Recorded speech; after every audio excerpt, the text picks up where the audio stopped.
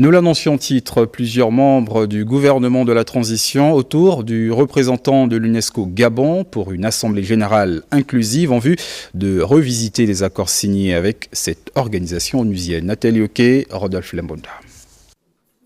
C'est en présence du conseiller spécial du président de la transition chargé de l'éducation que la ministre Camélia Toutoum-Leclerc, en sa qualité de présidente de la commission nationale de l'UNESCO Gabon et conformément au statut de l'institution onusienne, que s'est tenue la deuxième assemblée générale autour d'Eric Volibi, le représentant résident de l'UNESCO. Plusieurs membres du gouvernement actifs à cette commission ont assisté aux travaux axés essentiellement sur la redynamisation du bureau de Libreville. Travaux animés par le secrétaire général, le Dr Paulin Abesolomowono. Au centre, la révision des textes de décret, l'émission et attribution des membres, l'établissement d'une synergie d'action, le renforcement des capacités humaines, matérielles et financières. L'Assemblée générale tenue ce 9 octobre aura permis à la ministre de la Communication et des Médias, Laurence Ndong, et à celui de l'économie numérique, Rodrigue Bonjean-Baza, de revisiter le type de coopération qui devrait désormais régir leur collaboration et surtout l'intérêt pour le Gabon de respecter le cahier de charges vis-à-vis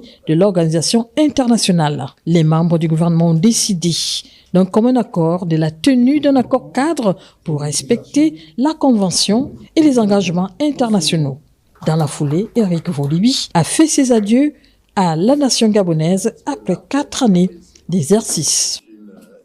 Triste, mais bien réel, le phénomène d'absence des enseignants scientifiques dans certains lycées publics du pays ne désemplit pas. Depuis plusieurs années, les élèves de ces établissements font les frais. Entre colère et lacune, la sonnette d'alarme est une fois de plus lancée. Autrement dit, qu'est-ce qui s'est fait, se fait et se fera? Yannick Menga tente de nous répondre. Les délais sont courts, mais le ministère de l'Éducation nationale entend agir vite et sans délai. Face à la carence en enseignants sur le territoire gabonais, particulièrement en matière scientifique, le directeur académique provincial de l'Estuaire clarifie la situation. À l'Estuaire, nous avons un déficit en mathématiques, 300 enseignants. Nous avons formé, le président de la République a recruté, ils sont en formation, 900 enseignants de sciences. Ça veut dire que si à l'Estuaire, nous avons 300, eh bien, on peut déjà pallier à cette situation. Les perspectives sont bonnes. Il y a 500 enseignants qui sont formés et qui sortiront cette année de l'école normale, qui sont déjà sortis, qui sont en attente d'affectation, qui sont en train d'être affectés, toutes disciplines confondues. Mieux, en sciences, le Gabon va être doté de 900 nouveaux enseignants, ce qui n'est pas rien, qui va au-delà des espérances. 900 enseignants en sciences, dont 300 pour l'Estuaire et 600 pour l'arrière-pays. En ce qui concerne les délais, voici la réponse. Depuis ce matin, nous avons procédé au redéploiement de certains enseignants. À Nelson Mandela, nous venons de signer 4 nouvelles affectations. Il y en a 3, 4, ça fait 7. On va encore ajouter, on attend les 900. Ils ont été évalués. La semaine dernière, ils étaient en formation. Le temps de la paperasse, vous savez, c'est une affaire de semaine. Ce n'est pas une éternité. Vous savez, quand on veut bien faire, il faut parfois prendre le temps de bien faire. On ne va pas se faire dans la précipitation. Parce qu'il faut une répartition équitable, province par province, établissement par établissement. Les mesures étant appliquées au pas de course, il ne reste donc que pour les parents et enfants en attente à prendre note de leur effectivité dans les salles de classe. Voilà qui referme ce dossier éducatif. Le ministre des Mines, Gilles Nembe, a reçu en audience ce jour le président directeur général de l'entreprise Luetzi Minéral, par ailleurs président du collectif des opérateurs d'or et des mines à petite échelle, venu plaider en faveur des opérateurs gabonais exerçant dans l'exploration et l'exploitation aurifère et minière à petite échelle. Jean de Dieu Goms Ngombi, Gérard Magnania. Le ministre des Mines échange avec le président directeur général de l'entreprise Luetzi Minéral. Ici, il est venu solliciter le renouvellement du permis d'exploration de la dite entreprise et porter à la connaissance de ce dernier les difficultés auxquelles ils sont confrontés au quotidien. La principale, c'est essentiellement l'obtention des permis, tous les mécanismes d'accompagnement qu'on attend de l'État pour véritablement nous permettre de nous affirmer nous imposer au milieu des autres parce que les autres, ils arrivent avec des capitaux qui sont parfois mis à disposition par leur pays. Et malheureusement, au niveau national, nous n'avons pas ces mécanismes-là qui permettent aux opérateurs nationaux d'avoir non seulement les permis, mais aussi les capitaux. Au cours de cet entretien, le patron de mines au Gabon a instruit ses collaborateurs à veiller davantage au respect de la loi minière au Gabon. L'opération qui avait été faite par son prédécesseur concernait essentiellement les orpailleurs, d'accord? Donc c'est des auto-emplois, voilà. Mais nous ici, on est déjà à un niveau un peu mécanisé. Voilà. Donc les attendus ne sont pas les mêmes, les contraintes derrière ne sont pas les mêmes. Autant pour un opérateur, pour un orpailleur classique, il suffit d'avoir une carte d'expert et de localiser un endroit où il va travailler. Autant pour nous, il y a beaucoup de travail derrière, il y a des études d'impact à faire, ça prend beaucoup de temps pour obtenir les autorisations nécessaires. Et puis derrière, il y a un suivi qui est quand même beaucoup plus strict, plus rigide, parce que les niveaux de production ne sont pas les mêmes. Pour Gilles Nembe, ce retard de la délivrance du permis serait dû à la lenteur administrative. Quant au président directeur général de la dite entreprise, il est sorti satisfait de cette audience. La délégation de la Chambre des métiers de l'artisanat du Maroc poursuit son séjour d'imprégnation à Libreville dans le cadre du partenariat signé avec celle du Gabon.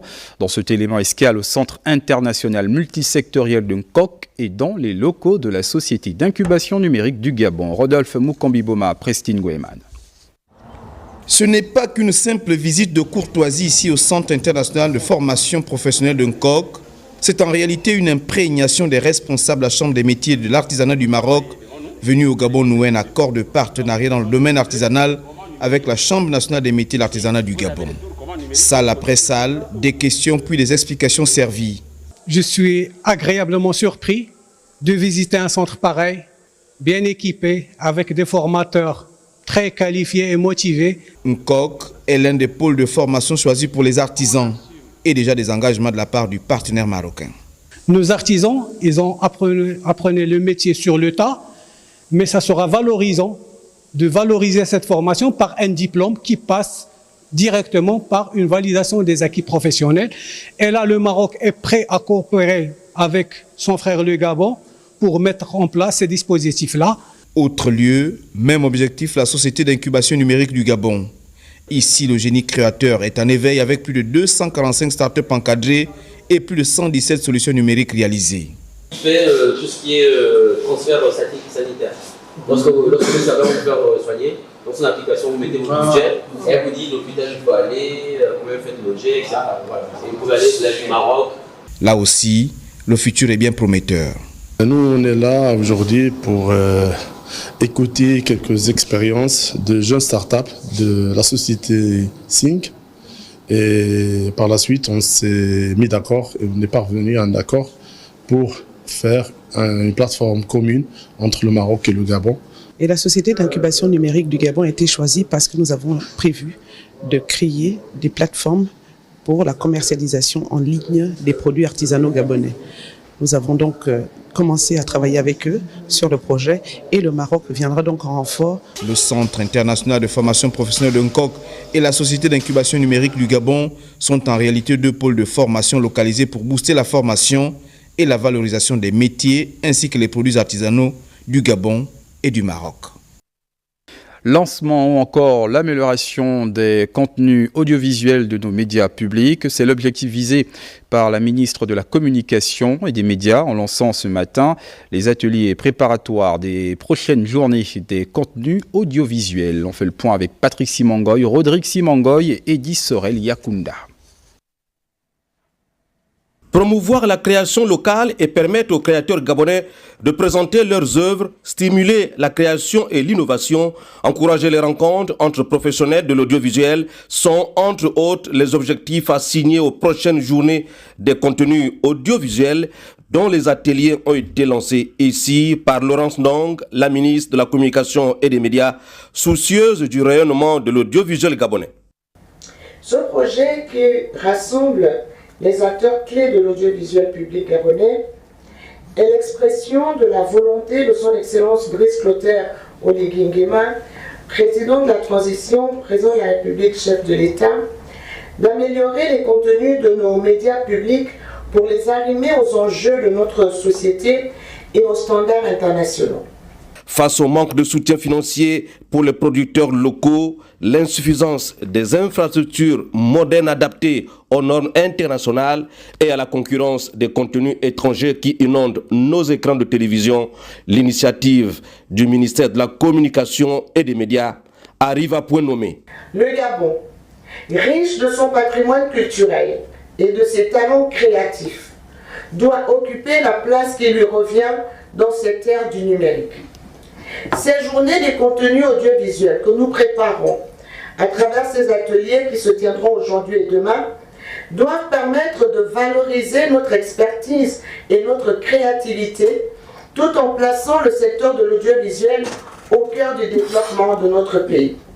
Le rôle primordial de l'audiovisuel dans la construction d'une société moderne, la promotion de nos cultures et la sensibilisation de nos concitoyens ont été salués par Laurence Ndong au nom du gouvernement de la transition qu'elle représente.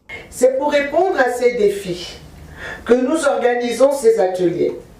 Ils doivent être le point de départ d'une réflexion collective et innovante pour redéfinir notre stratégie audiovisuelle et permettre au Gabon de se positionner comme un acteur majeur sur la scène régionale et internationale. Sur ces mots, je déclare ouverts les ateliers de préparation des journées des contenus audiovisuels et je vous souhaite des échanges on ne peut plus productifs. Il s'agira donc 2 jours durant à tous les participants de poser les bases d'un environnement majeur pour l'audiovisuel gabonais, levier essentiel du développement. Il faut dire que les stratégies visant à améliorer quantitativement et qualitativement l'offre audiovisuelle des médias publics gabonais débattues au sein des ateliers de Gabon Première, Radio Gabon et celui regroupant l'AGP Ligis et la cellule de communication du ministère de tutelle. Yolande Ekwara pour les détails.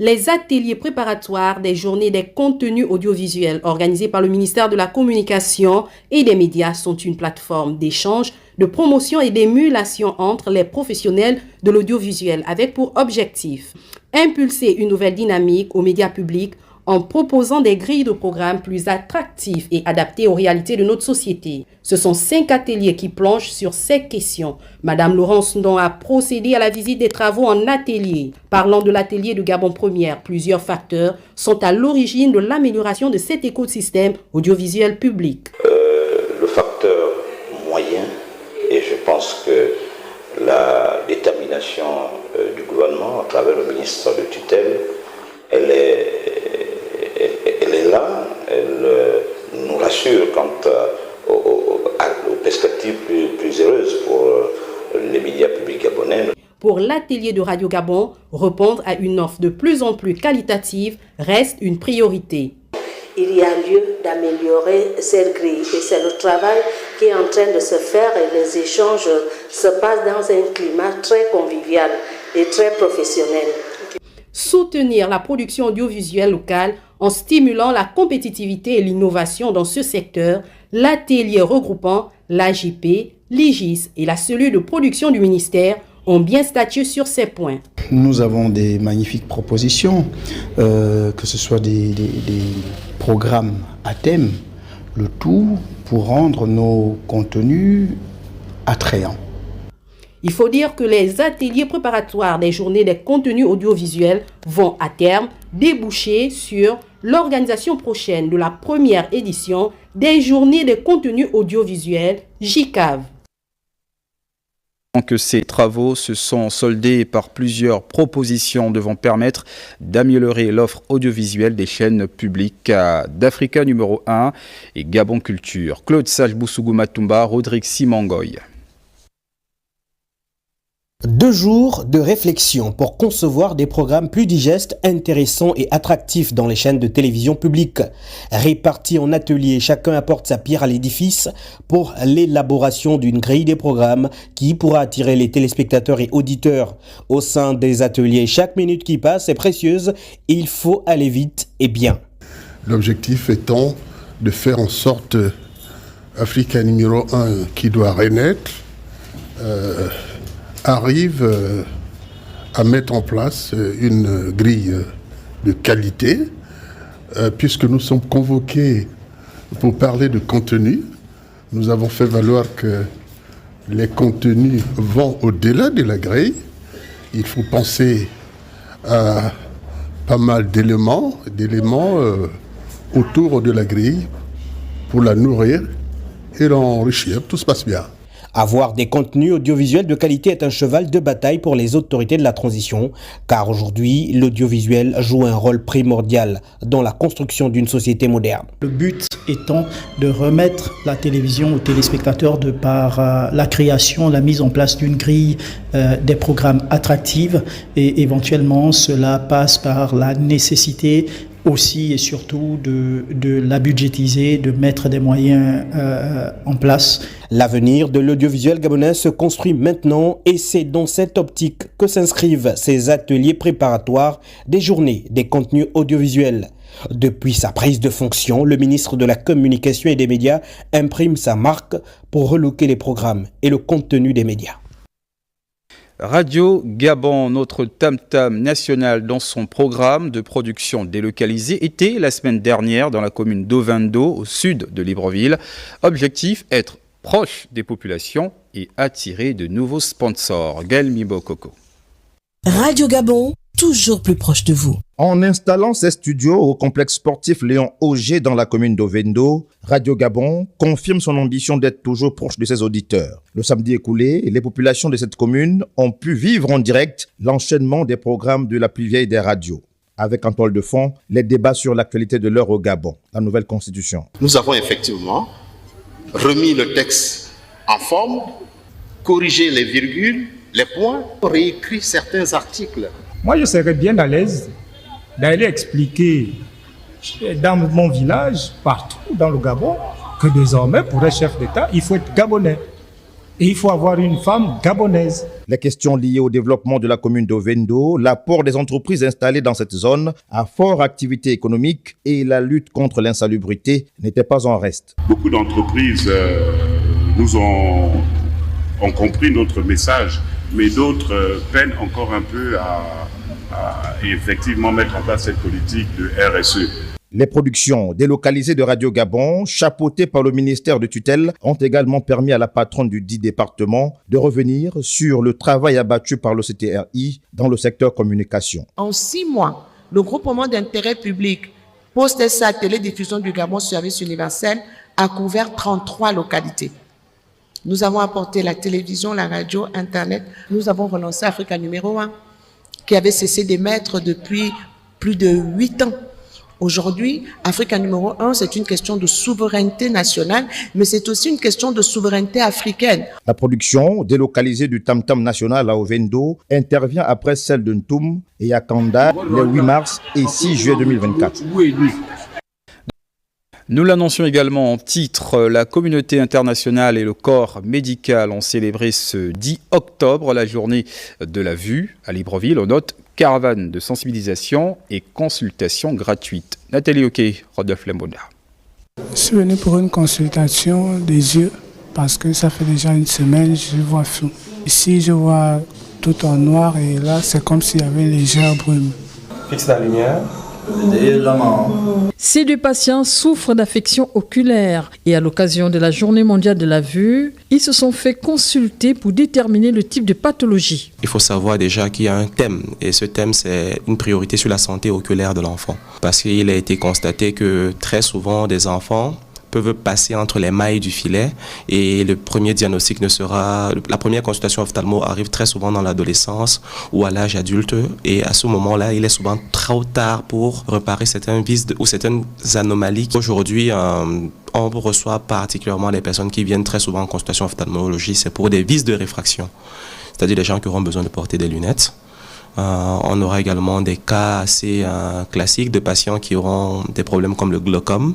Au Gabon, les praticiens ont reçu les populations dans les unités de soins. 80% de la population est victime des déficiences visuelles. Nous avons une consultation d'ophtalmologie gratuite réalisée aujourd'hui dans le souci de diagnostiquer éventuellement toute affection visuels pouvant compromettre le pronostic visuel chez nos patients. Donc depuis le matin, notre équipe en ophtalmologie au cabinet reçoit les patients gratuitement pour pouvoir faire bénéficier de cette expertise. Les services d'ophtalmologie se sont mobilisés dans les structures sanitaires publiques pour recevoir les malades atteints de pathologies visuelles grâce à une caravane de sensibilisation. La Commission nationale de campagne de sensibilisation populaire pour le référendum constitutionnel a animé une conférence de presse cet après-midi au ministère de l'Intérieur. Les précisions avec Evram Mbani-Pitake et Jean de Dieu Mambundu. Il s'est agi au cours de cette conférence de presse de faire le bilan d'étape des activités de terrain de sensibilisation des populations sur le référendum constitutionnel de décembre 2024 lancé le 5 octobre dernier au Gabon et à l'étranger. Il s'agissait, n'est-ce pas, pour cette commission, selon l'arrêté qui l'a créée, 612, d'abord de sensibiliser les populations sur le référendum, d'éduquer en même temps ces populations sur les questions liées à ce référendum qui est une élection. Le président de cette commission est également revenu sur les difficultés rencontrées, sur le ressenti des populations et d'autres aspects. Alors, comme vous le savez, le début de la mission a été effectué le 4 octobre 2024, d'abord avec la formation des commissaires et la détermination de la méthodologie de travail. Il s'agissait plus précisément ici d'atteindre les 52 communes de d'autres pays, avec la détermination d'un certain nombre de cibles. Ensuite, il y a eu la formation donc, des équipes provinciales et de la diaspora, et par la suite, nous avons désigné les différents responsables des provinces, mais aussi de la diaspora. Cette commission a pour vocation de sensibiliser les populations sur leurs devoirs citoyens et droits de vote. Cela pour que, le moment venu, elles votent en toute âme et conscience pour le oui ou pour le non. Nous vous invitons à présent à évaluer ensemble le processus de transfert de compétences initié par le gouvernement de la transition au profit des agents de la télévision nationale qui reprennent la main sur la production des matchs de la sélection gabonaise pour le compte de la CAF. Dave Moubele-Pindi et Joël Adjaï. Formés pour s'outiller. Si les responsables de notre pays ont décidé d'acquérir ce matériel, forcément il faut une petite remise à niveau au niveau de ces caméras avec ces objectifs assez puissants pour pouvoir permettre aux opérateurs de travailler dans de bonnes conditions. Apprendre pour mieux restituer les acquis exigés dans le cadre de la production des matchs de football aux standards internationaux. Mission première de cette session de formation à mi-parcours d'évaluation. On peut aérer et aller chercher. Aérer, aller chercher. D'accord ?